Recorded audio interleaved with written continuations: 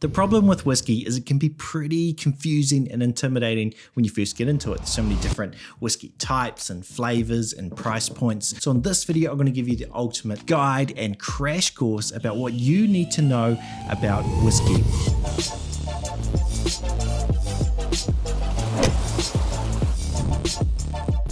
Okay, let's fire through the main whiskey types that you will see when you're at the bar. Like even if it's a bar with just like 7 whiskeys, normally it will have like 2 or 3 of these different types. So this will give you a top level kind of view of what you're looking at on the shelf. So let's start off with single malt. This is the whiskey I talk about the most on my channel. I love single malts. The vast majority of what I own are single malts. So what are they? So single just means it's from a single distillery. So in this case, this is from Deanston.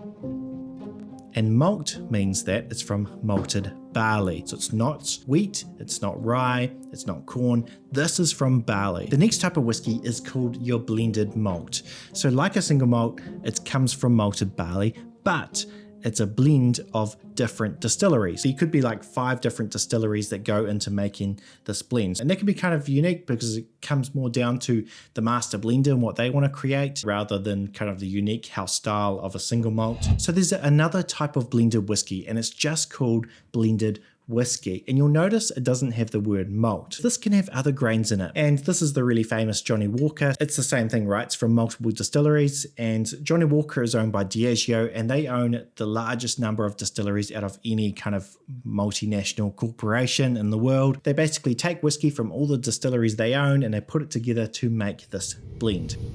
So with these 3 whiskies, they all have the word Scotch in them, which just means it's whiskey from Scotland. But you can still get single malts and blended whiskey from other countries. Like this one here, this is Yoichi from Japan, and you'll notice that it doesn't have the word Scotch, but it has the word single malt. You can get single malts from Ireland, single malts from New Zealand. So for a lot of you from the States, the most common whiskey you'll come across will be this, a bourbon. A bourbon, unlike a single malt, which is from mostly barley, this one is from at least 51% corn, and it has to be aged in new charred oak barrels. Because of this, it means there's an excess of like ex-bourbon barrels, which the Scotch industry ends up using, but we'll get into that shortly. So with bourbon compared to Scotch, it's going to be generally a little bit sweeter. It's going to be more like brown sugar and mapley notes. The other thing about bourbon is, like Scotch, the name means it has to be from a location. So bourbon has to be made in the United States, otherwise you can't call it bourbon.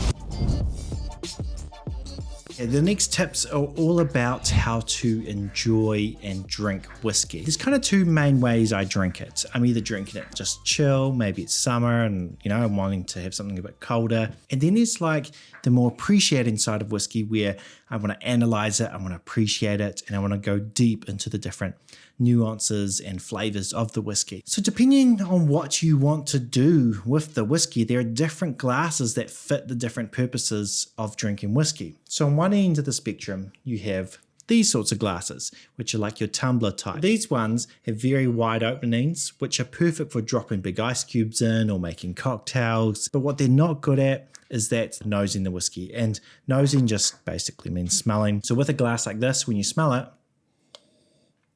you just don't really get a lot. On the other side of the spectrum, you have glasses which have like a narrow opening at the top. There's a whole bunch of different glasses you'll see, but the most common one you'll see on kind of whiskey channels is this one here. It's called the Glencairn glass. It does a lot of things really well. It has a bulb at the bottom to let the whiskey breathe, but it closes in on the top and has this narrow opening, which kind of concentrates those aromas up. There's a bunch of different glasses you can use though. It's all about just following that principle. So a stage a lot of people have to go through to start to enjoy whiskey is getting through the whiskey burn. So when you first start drinking whiskey, it might burn on your mouth and you think, oh, I don't like this. And it might just be you haven't got past that stage yet. It's a little bit like coffee. When you first start drinking coffee, it's really, really bitter, but then eventually you get past it. So with whiskey, there's a few techniques to get past that burn. One major way is you add just a big giant ice cube. What ice does is it closes off flavor and it makes it a lot smoother and approachable. Basically just turns down the intensity of a whiskey. If you are wanting to learn how to drink a whiskey neat though, there are a few techniques for that too. Don't shot it back. If you drink whiskey like a shot. That's really going to burn. That's probably the worst way to appreciate a whiskey. Just slow down, slow right down. The next is it's just practice. The more you drink whiskey, the more you'll slowly get past that burn. Then what I would say is make sure you nose it. So smell the whiskey before you sip it. So find out where that prickle is and then back off a bit. And then what I would say is open your mouth as you're smelling it. It lets it go through, lets your palate prepare. Another technique I've heard is that if you close your mouth when you sip it, you can also turn down the intensity of that burn.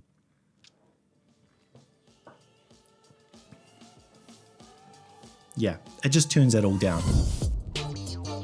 Appreciating a whiskey can be broken down into 3 parts: the nose, the palate, and the finish. Basically what that means, nose means the smell, palate, what's it like on the palate, and the finish, what is that aftertaste. With the nose, often what we want to do is kind of narrow down some of the flavors. When I do videos and I'll say I'm getting this fruity note or this whiskey tastes smoky, and a lot of you will be like, I don't get any of those flavors.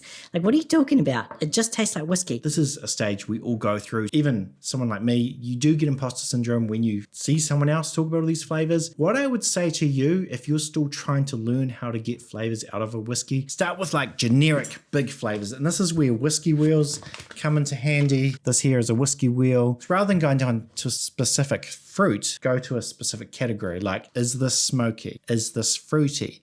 Is this woody? So this is not smoky. This could be a little bit woody. It's definitely fruity, and that makes sense. It's aged in a red wine cask, which is known to be fruity. Over time, you can get down to more specifics about what you're getting, and you'll get more reference points from other whiskies. It really is just practice. It takes a lot of time. And then when you sip it, that's, called the palate. Notice what it's doing. Is it sweet? Is it sour? Is it salty? All those kind of taste things. This one is sweet. It's acidic, sour. Then you get onto the finish. And the finish is basically the aftertaste. And you're basically just asking a question. How long does this last after I've swallowed it? So it either can be a short finish, a medium finish, or a long finish. I would say this is a medium to long finish. I can still taste it in my mouth right now. Now, when you're trying to appreciate whiskey, a common thing you'll see done with whiskey enthusiasts is they will add a drop of water. And so this can do 2 things.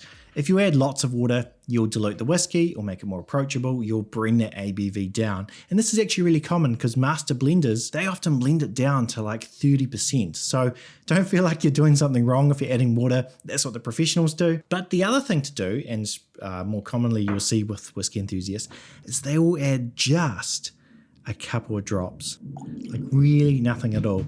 Why would you just add a few drops? Well, when you add a few drops of water, it can kind of change the chemical makeup of a whiskey. It kind of can awaken it, basically. It separates the flavor compounds from the alcohol molecules, and it really can open a whiskey up. And often if you add a few drops of water, it can change how whiskey tastes. So some whiskeys I like better with a few drops, and some whiskeys I don't like with a few drops. It's often really common with cask strength whiskies or older whiskies. I really recommend some drops of water. Now, I just want to get on to exploring whiskies, what beginner whiskies to buy, because this is the most common question I often get. If you want to see a bunch of recommendations about which whiskies work really well for beginners, I've done a whole video on it. If you feel like you're a little bit past the beginner stage, you've had a few whiskies and you're ready to build a whiskey collection, go watch my 15 Essentials whiskey video. That will give you a complete guide of the different directions you can go down when you're exploring whiskey. So another tip is learning about the 3 things that whiskey geeks really care about. And you'll see this coming up more and more as you go down your whiskey journey. They are unchill filtered, natural color, and 46% whiskies. What are they? It's a little bit like with the watch community, like people who are into watches really love mechanical watches over battery watches. So nothing's right or wrong. It's all a preference, but generally a lot of geeks about whiskey, a lot of enthusiasts about whiskey love to have these 3 boxes ticked.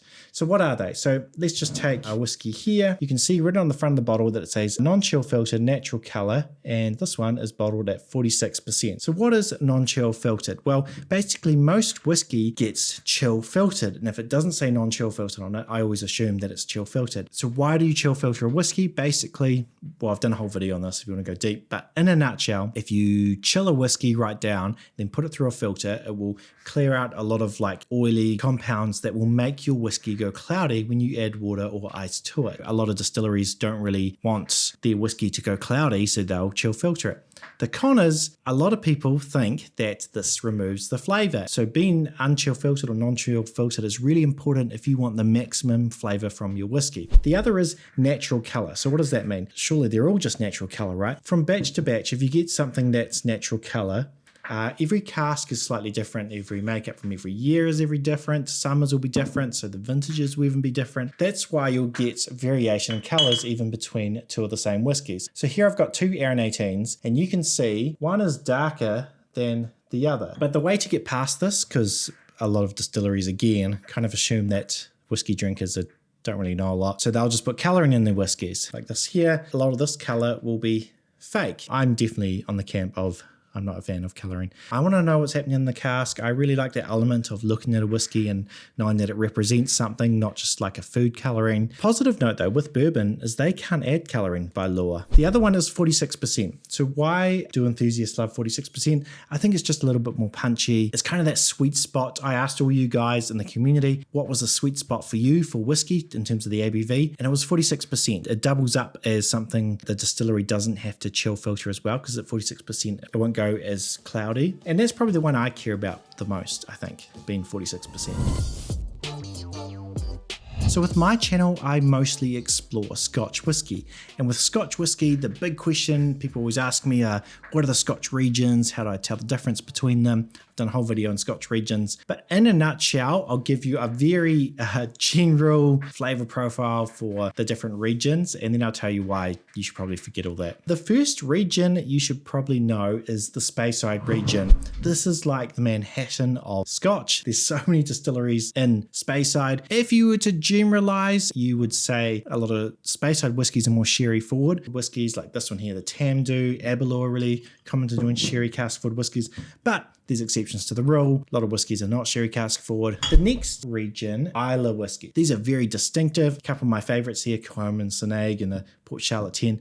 Both of these are from the Isle of Islay, and Isle of Islay is really well known for making smoky whiskey. But there are exceptions to the rule. There are whiskies on Islay that are not smoky. The next region is kind of like a catch-all for all the regions, and it's the Highland region. I would often say they're a little bit more malty, more lighter. Here's two really good examples, the Deanston 12, another one is the Glencadam 10. Highlands is probably the one where it has the most exceptions though, because it basically just includes everything that's not like a small region. It's basically just the rest of Scotland, and they're all doing their own thing, and it's all completely different. So, I mean, just take it with a grain of salt. Campbelltown. So this used to be one of the most densely populated distillery regions of Scotland. But around the 1930s, there was a crash and a lot of them shut down. There's a few really famous ones left, like super famous among whiskey geeks. One of them is the Springbank, the Kilkerran as well. Often Campbelltown whiskies are known for being like funky, industrial. They have like this mustardy kind of meaty note. They're kind of weird. I wouldn't really recommend them to beginners, but they are ones that enthusiasts just absolutely love. Beyond that, you've got the Lowland region. This one here is the Lindors from the Lowlands, a relatively newer whiskey. These ones are kind of known to be a little bit more of a lighter style, but again, exceptions to the rule. And then you've got like an unofficial region, but often at whiskey bars and whiskey shops, they'll categorize this as a region. So these are all the islands around Scotland. This is from the Isle of Skye, this is from the Isle of Arran, Lechaig from Isle of Mull. Generally, the stereotype is that these are more coastal, these are more salty and seaweedy, which is not true. Like, this is definitely not that. Talisker, probably where that stereotype comes from. You learn about the whiskey regions, and then you learn about how there's so many exceptions to the rule. So how would I categorize whiskey? So my next tip is learn about the whiskey casks. So again, going back to when I was talking about bourbon, they have to age their whiskey in new charred oak, which means when the bourbon's finished aging in the cask, they have to get rid of it because bourbon has to be aged in new casks. So there's an excess of ex-bourbon casks, which the Scotch whisky industry uses to age their whiskey. And it does two things really well. Basically, it tames down a cask from all the tannins. Barley doesn't react well to new oak. It gets very tanniny, but also it adds its own flavor to the cask. So if these are bourbon that's been in a cask, it's been emptied out, there can be up to 6 litres within that cask that has been absorbed by the wood. And over time, that starts to meld over years through the seasons as the wood breathes. So whiskies that are very bourbon forward, ones like this one here, the Glencairn 10, you're going to get flavours like vanilla and white fruit notes. So the next really common cask used within Scotch whisky is the ex-sherry cask. So basically the same idea, there's sherry in a cask, it's been emptied out and now a Scotch has been put into it. With sherry, you got classic flavours like dried fruit notes, nutty notes, and some spice notes. That's mainly from a sherry that's called Oloroso. So Oloroso is probably the most common type of sherry used within Scotch whisky. But if you want to go deep into sherry and other types of sherries, go watch my video on that. And the next big category you should learn about. Now, this can be a very divisive type of whiskey. Some people love it, some people hate it. For me personally, when I first got into whiskey, this is what got me into whiskey. I straight away loved smoky whiskey. Some people is exact opposite. You go through the door of sherried whiskey, you go through the door of ex-bourbon whiskey. So those are the 3 types of whiskies I really recommend you learning about if you want to explore whiskey. Learn about your ex-bourbon casks, learn about your smoky whiskey, and learn about your ex-sherry casks. They often say there's 2 main parts of the whiskey making process. That is where whiskey gets its flavour from and what makes whiskey different from one another. So one is the cask it's in, which we've kind of talked about, and then they say the other place that whiskey gets its flavour is from how it's distilled. They often call the stills of a distillery the fingerprint of its spirit style. And that's because no 2 stills are often the same. Every distillery will have a different still. So let's say you have a taller still, the line pipes go up, it's skinny, it's got a big bulb on it. That will give you a lighter style of whiskey. So this is common with Arran at Lochranza. Nice big tall still, that's going to give you a lighter style of whiskey. Whereas the same owners who own Arran have decided to do the exact opposite at the Lag distillery. So at Lag, they've got a really big fat still. It's got no bulb on it. It's a bit shorter, and that's going to give you a much heavier and meatier whiskey. So if you've got some tips, some techniques, and some advice for people who are just getting into whiskey, make sure you leave a comment down below, like it, subscribe. But if you do want to support the channel, you can join me on Patreon. But above all though, make sure you share and enjoy. Beautiful.